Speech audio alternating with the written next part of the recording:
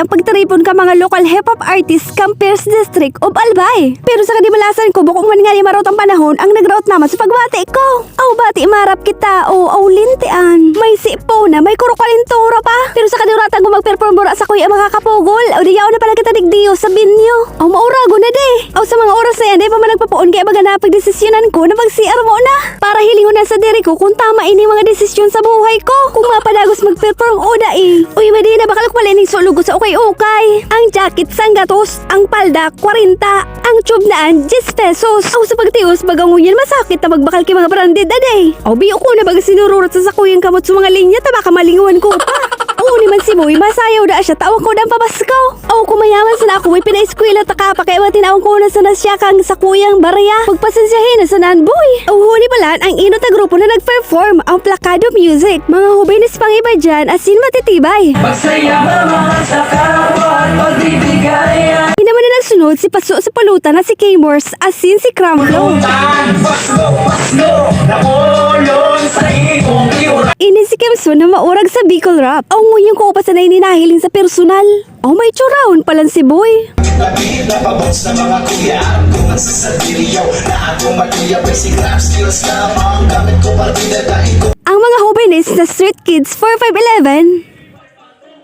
Buda ang mga baby kicks ninda. Sana all. Aw, syempre ako naman di. Aw, dahil na magtarano gining mic day niyo. Aw, hamo na gino kay ni pa-performon. Aw, lintian man na. Aw, batik sitino na kita. Aw, baka magtaram ka di ka na mag-perform tama oran. Huy, manibot mo taming maaraman. Aw, daw, malay na pagmati ko. Pait sa nabagata minsan man sa sarong taon magkaigong opportunity na arog kay ni. Sa vlogs, isang swerte po ang aking Facebook channel, Rise of Vlogs.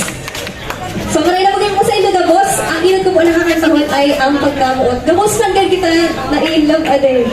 Pero Christmas po yan, so, dahil daan sabi ni ate. Sige, let's go! O nagkauna ako dito sayang man kaining sponsor na pagkaon kang kape karangahan. Mamalustabi, kung ang paghurulan sa pinag-aragihan kang buhay rap ay gumilid-gilid ka na boy tayo grupo na iniyo da kulo ni inaragihan. Dahil ning shortcut sina ang pinakainot na grupo tigtiyo sa Tabaco City. O sina bagang nguyan ang pigtatangad ka mga bagong tubo. Dati ang abot sa inda Albay Rappers Club. Ang abot na sa indang nguyan ay Oragon. Saro ini sa mga anix kang grupo. Kaso ipa may kanya-kanya na mga buhay. Aw dayman mawawara ang 90 boys tayo ini ang grupo na nag-organize kan Tabaco Hip Hop Foundation Season 2. Mabalustabi sa Indo.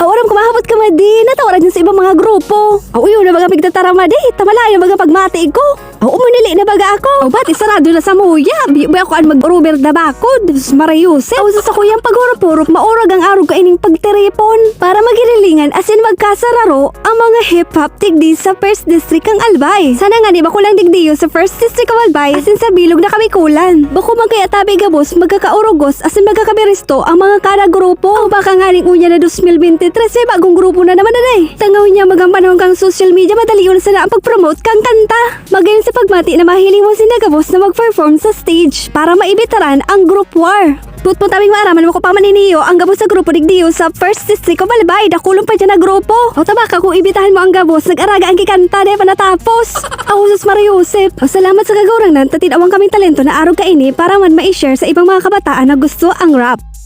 Kaya kung gusto mo mag-rap, mari na. Mga malibo na pa di mas natabi sa masunod naman.